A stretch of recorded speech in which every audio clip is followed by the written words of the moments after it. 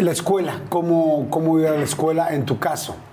Bueno, cuando empecé a trabajar, la verdad es que yo iba en el Miraflores y la Madres por Salud se portó muy buena onda conmigo, porque yo muy decente llegué y le dije, madre, pues la verdad es que quiero ser actriz, me voy a meter a estudiar, esta es mi pasión, sí lo quiero hacer, y como tengo que estudiar, y tengo que estudiar actuación porque no quiero salir de prepa y empezar a estudiar, voy a hacer prepa abierta. Y la verdad es que es algo que se lo voy a agradecer siempre, porque me dijo, claro que no, esta es tu escuela, esta es tu casa, vamos viendo cómo le vas haciendo, te mando maestros de regularización, haces trabajos, presentas exámenes.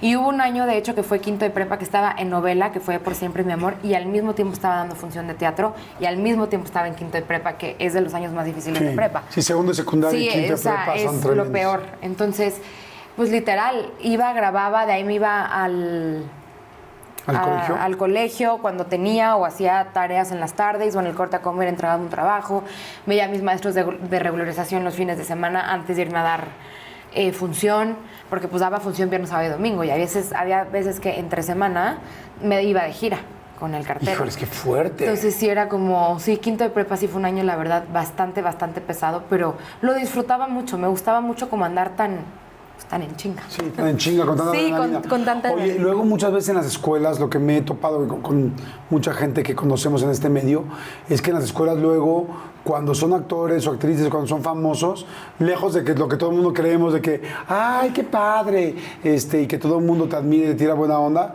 a veces no sé por qué les tiran mala onda por la tele o tal. No, ¿a ti cómo te iba? La verdad es que no, la verdad es que a mí me fue muy bien. A mí siempre me fue muy bien con mis amigos. La verdad, para mí secundaria y prepa fue lo más divertido. Primaria no tanto, porque en primaria sí me bullearon en el colegio. ¿Por qué? La verdad, me bulleaban por ser gordita. ¿Qué? O sea, siempre me bullearon. O sea, cuando estaba chiquita, pues me bulleaban por ser gordita. Y la verdad es que era una niña muy tranquila. ¿Qué te decían? ¿Qué pasaba? No, pues se burlaban, o era así de, ay, ahí viene la gordita. Ahí viene la que no le cierra la camisa. O sea, como que cosas que sí o me sacaban del equipo de fútbol y muchas cosas que así, que sí fue, o sea, en primaria pues sí te trauma, ¿me entiendes? ¿Qué tendrías como...? Pues que a los cuántos años tienes en primaria, ¿qué? ¿8 años? Sí, 8, 10 años, 9. y sí, sales de 12. Y la verdad, yo no la pasé muy bien en primaria. O sea, como que sí tenía mis amigas, pero al mismo tiempo también era una niña muy tranquila. O sea, yo no me metía con la gente, no molestaba a nadie. Entonces, como no era la sangrona, no era la popular. Claro. Entonces... ¿Te acuerdas de alguna cosa en específico? Perdón que te interrumpa. ¿Te acuerdas de alguna cosa en específico que te hayan dicho o que hayan hecho? O algo que siempre hay como algunas cosas que nos lastiman mucho, que dices, ese día cómo me lastimaron, ese día cómo me dolió. Pues esas veces que o no te invitan a la fiesta, o que no eres tan cool, o eso, de eres pésima jugando fútbol porque estás gorda. Entonces era como de, güey, cálmense muchísimo. Y no, la verdad es que no era de 10. O sea, no era una niña de 10. Tenía mis calificaciones, pues, pasaba el año y era responsable, pero nunca fue así la mejor, no. Entonces, como que, y escuela de puras niñas, y como que, sí, no estuvo tan padre. O sea, niñas, la verdad, muy sangronas. Si ven esta entrevista, ustedes saben quién son. Pero sí, no estuvo tan padre. Y entonces, cuando mis papás se divorcian, nos cambiamos pues, de casa y demás, y nos vamos a vivir al poniente de la ciudad. Y nos metemos a Miraflores, y una escuela mixta, y fue lo mejor que me pudo haber pasado. Mis compañeros increíbles, hasta la fecha, mis amigas siguen siendo mis mejores amigas. Ok, a ver, pregunta ahí.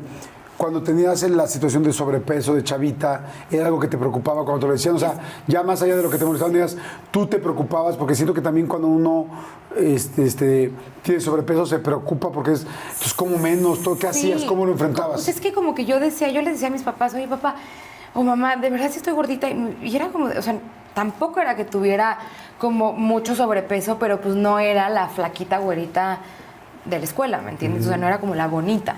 Y en esa escuela era muy mamilón ese rollo. Muy mamilón ese rollo. ¿Qué te decían tus papás cuando le decías? No, obviamente pues me terapeaban, que no es cierto, que no dudara, que era hermosa.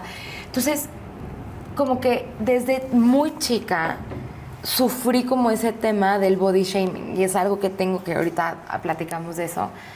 Lo tengo como muy marcado porque siempre era de, como que el trauma de estar en primaria era como de, pues es que claro, no estoy bonita y entonces no soy la popular y entonces que son estupideces. O sea, hoy a mis 26 sí es una vil estupidez, pero esa edad te afecta.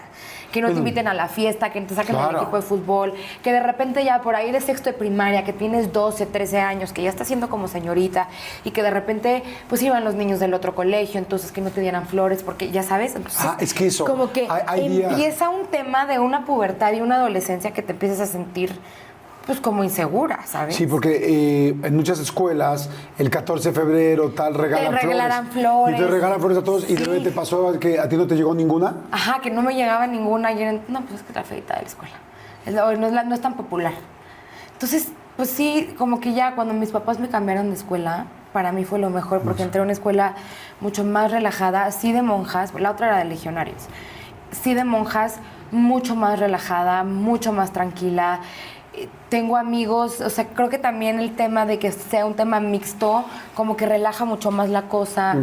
Y la verdad es que empecé, y fue como muy chistoso, porque empecé mi carrera, iba en tercero de secundaria, yo entré al Miraflores en primero de secundaria, y siempre yo les decía que quería ser actriz.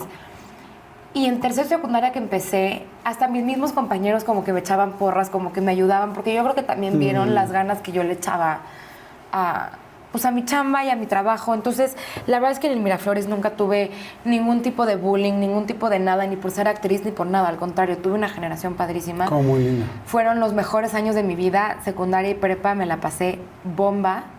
Quiero regresar. Quisiera. Oye, ¿en qué momento cuántos años tenías cuando tus papás deciden divorciarse? Ay, a ver si no me fallan los números, pero tenía... No, no te preocupes. Como 10, 11 años. Chiquita. Sí, muy chiquita. Sí, Regina tenía 1, yo le llevo... Ah, mi vida. Sí, muy chiquita. Sí, 10. 10. Oye, y eso debe haber sido fuertísimo, ¿no? Sí, sí fue muy fuerte. Fue como que siento que es de niño y siempre te da como mucho miedo que tus papás se divorcien. Como que es algo que siempre... Digo, no sé por qué. Digo, hoy yo veo el divorcio... Pues sí, como algo normal, o sea, pues si no te entiendes, no te entiendes, ¿me entiendes? Claro. O sea, como que no es tampoco, y creo que para esa época, o sea, esa época no te estoy hablando tanto, pues estoy muy mala en matemáticas. O sea, yo también, pero para X años. Era como un tabú, ahorita ya siento que es menos el tabú. No, pero te entiendo perfecto. Yo, por ejemplo, cuando yo fui un niño, que mis papás siempre se estaban divorciando, entonces era horrible ver las peleas, tal. Yo recuerdo... no sé si alguna vez lo he comentado aquí, pero yo recuerdo una vez, literal, agarrado de las piernas de mi papá, mi mamá corriéndolo de la casa, mi papá saliéndose de la casa y yo casi de trapeador. Sí, de no te vayas. O sea, y de repente hoy a la distancia, a mi edad, digo, ¿cómo es posible? Los hubiera dejado, o sea, quizás no se divorciaron tanto porque yo lloré tanto y sufrí tanto. Que no querías. Pero bueno, ¿cómo fue en tu caso? Mira, en mi caso fue... Yo tenía 9, Fer 6 y Regina 1. Bueno, no, 10, 7 y 1. Y me acuerdo que sí, de repente, yo nunca, y creo que eso es algo que se los agradezco mucho, yo nunca vi a mis papás pelearse o faltarse al respeto. O creo que lo último fueron como discusiones, igual un poco subidas de tono, pero en un tema de que para mí eran subidas de tono porque pues nunca los había visto pelear, ¿me entiendes? O sea, nunca había visto eso y fue cuando... Un día se sentaron, hablaron con nosotros y me acuerdo perfecto, estábamos en la cama de mis papás, mi papá traía una t-shirt negra, unos jeans, o sea, me acuerdo perfecto. Estaba como recargado como en un mueble y mi mamá sentada al lado de él. Y nos dijeron, queremos hablar con ustedes, ahorita papá y mamá nos están entendiendo mucho, no están llevando una buena relación y pues tomamos la decisión de que ahorita tu papá se vaya de la casa, nos vamos a dar un tiempo y vamos a ver si podemos arreglar las cosas. Entonces, como que al principio fue como un shock, como que no lo procesamos, como que era raro y hasta que ya después tomaron la decisión de separarse. ¿Tú qué hiciste? O sea, una vez que te dicen eso, ¿tú qué hiciste? ¿Qué pensaste? Yo me acuerdo que lloré mucho esa noche con Fernanda, mi hermana, que nos abrazamos y fue como de ¿qué sigue, no? Y mis papás, sí tengo que reconocer que mis papás trataron de hacer lo mejor que pudieron. Obviamente ya después hubo temas, pleitos y cosas que se tenían que acomodar como en cualquier separación, pero trataron de llevarlo lo mejor posible. Para mí, y eso es algo que yo creo que no deberían de poner a ningún niño en esa situación. O cuando nos preguntaron, o sea, cuando viene todo el tema de, pues, el convenio de divorcio, la patria potestad, o sea, los dos compartían la patria potestad y mi mamá tenía la custodia. O sea, nosotros teníamos, o sea, mi mamá tenía la custodia de nosotros. Pero cuando el juez nos preguntó que con quién queríamos vivir, es horrible porque hasta la fecha a mí me da mucha culpa el haber tenido que decir que con mi mamá, porque siento que le fallé a mi papá, ¿sabes? Porque pues era como de, pues sí, con mi mamá, pero ¿por qué no con mi papá también? O sea, era como de, ¿por qué tengo que decidir con uno? Claro. O sea, ¿no? O sea, que ellos en realidad en ese momento no se habían puesto de acuerdo de con quién se quedaban. O sea, no fue como O sea, que se queden con su mamá. No, siempre fue de que se queden con su mamá. Y eso sí, nunca mi mamá nos prohibió ver a mi papá, jamás. O sea, si yo le decía a mamá, me quiero ir a vivir, o sea, me quiero ir a casa de mi papá, me iba a casa de mi papá. Hubo a veces hasta temporadas que yo vivía con mi papá. O sea, como que nunca fue un tema de... Pero creo que por ley o por el tema de la hora que se está haciendo el convenio, como para dejar todo claro y que no haya tipo de pleitos y sobre ¿Cuándo todo... les preguntan?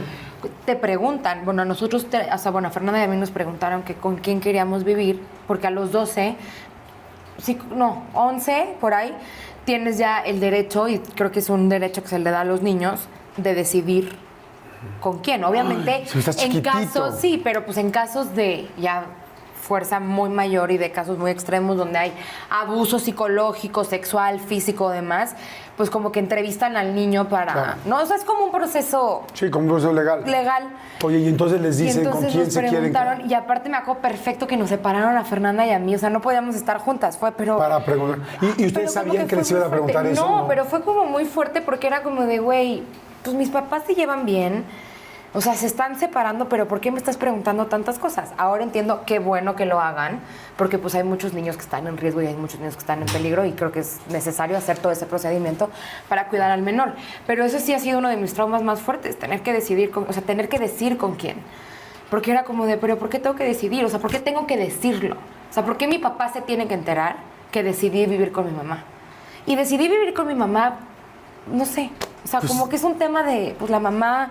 mujer, no lo sé, o sea, no lo sé. Entonces creo que eso fue como lo más fuerte de... ¿Algún día lo has platicado con él? No, nunca. Lo va a ver aquí. Pero ¿sabes qué? Que sería lindísimo platicarlo con él para... Digo, él, sí. Yo creo que cualquier papá lo entendemos. Y él más, siendo un papá tan maduro y tan inteligente. Pero sí, como papá, es duro ver que tu hija tiene ese remordimiento tal, o sea, va a ser como algo muy lindo, pero bueno, tu papá supo perfecto. Pues, no, claro, y que tenía que ser así, ¿me entiendes? Exacto, pero cuando es que, y es como muy raro, porque no quieres ni tomar partido, estás en medio de los dos, ves a tu mamá llorar, pero ves a tu papá llorar también, o sea, es como una situación, creo que un divorcio sí es una situación complicada, aunque los papás lo tratan de hacer lo mejor posible, al final es una situación que se complica, que a veces se te sale de las manos, pero sí fue fuerte, pero creo que algo que siempre les voy a agradecer a mis papás hasta la fecha es que hayan tenido la madurez, la inteligencia y el amor de hacer ese gran trabajo para poder tener una convivencia hoy en día.